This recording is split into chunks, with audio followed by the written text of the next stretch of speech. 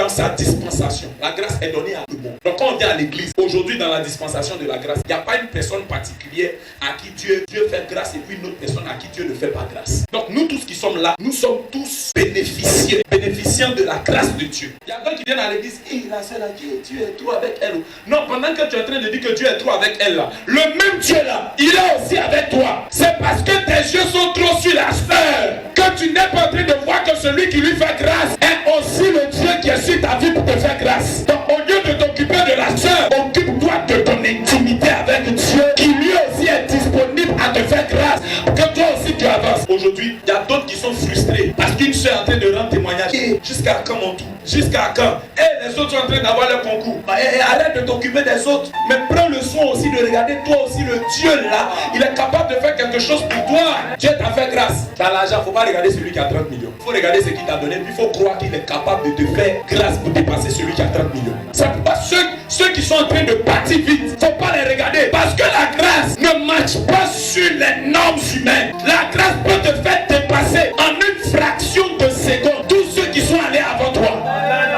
N'enviez personne. Tel est stable, tel est élevé, tel est grand. Dieu a emmené telle personne là. Glorifie Dieu. Exalte le Dieu qui a fait cela pour cette personne. Et occupe-toi du Dieu qui a fait pour cette personne. Et il fera aussi pour toi en son temps. Aujourd'hui, les enfants de Dieu sont devenus envieux. Tellement envieux qu'aujourd'hui, lorsque tu n'as pas certaines choses, tu te demandes est-ce que Dieu est avec toi?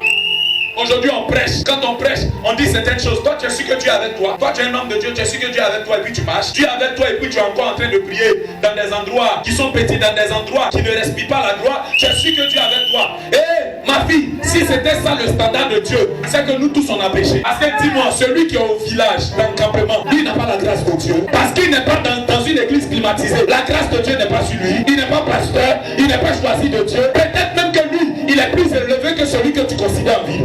Parfois, on s'est donné des standards et des baromètres et on oublie. C'est une fois j'étais en train de prier, puis le Seigneur me dit, mais mon fils, calme-toi. Donc celui que j'ai appelé au village là, lui il n'est pas un grand pasteur. C'est vous qui êtes en ville ici qui êtes grand pasteur. Parce que vous avez 1000 membres, parce que vous avez 5000 membres, parce que vous avez un protocole, parce que vous avez beaucoup de personnes qui vous suivent. C'est ce qui fait de vous de grands pasteurs. J'ai des grands pasteurs qui ne sont pas sur la plateforme que vous connaissez. J'ai fermé ma bouche. Il dit donc attendez, donc quand moi j'appelle quelqu'un puis la personne va dans le campement dans le village, lui il n'est pas grand pasteur. Donc celui-là, si quelqu'un le rencontre et puis il dit je suis pasteur, j'ai prié pour la personne, mais parce qu'il va dans les campements, il ne porte pas des choses chères. Donc ça veut dire que lui, ma grâce n'est pas avec vous. Vous avez perdu quelque chose dans la tête. Aujourd'hui, il faut voir. C'est un grand pasteur.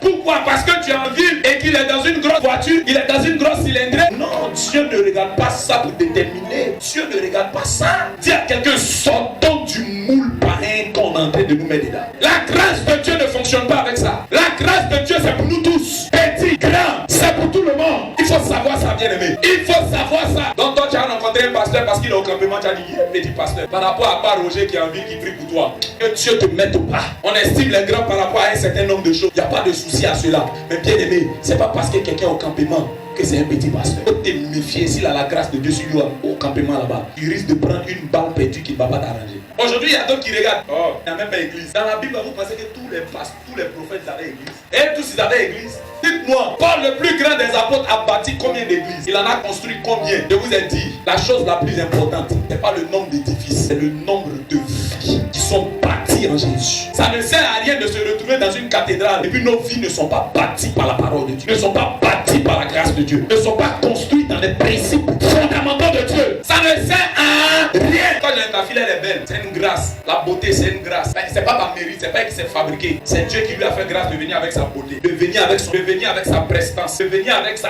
classe. Elle est morte. Toi, tu es encore. C'est parce que toi tu es meilleur qu'elle. Tu crois que quoi, sa beauté, son teint, son niveau, son mental.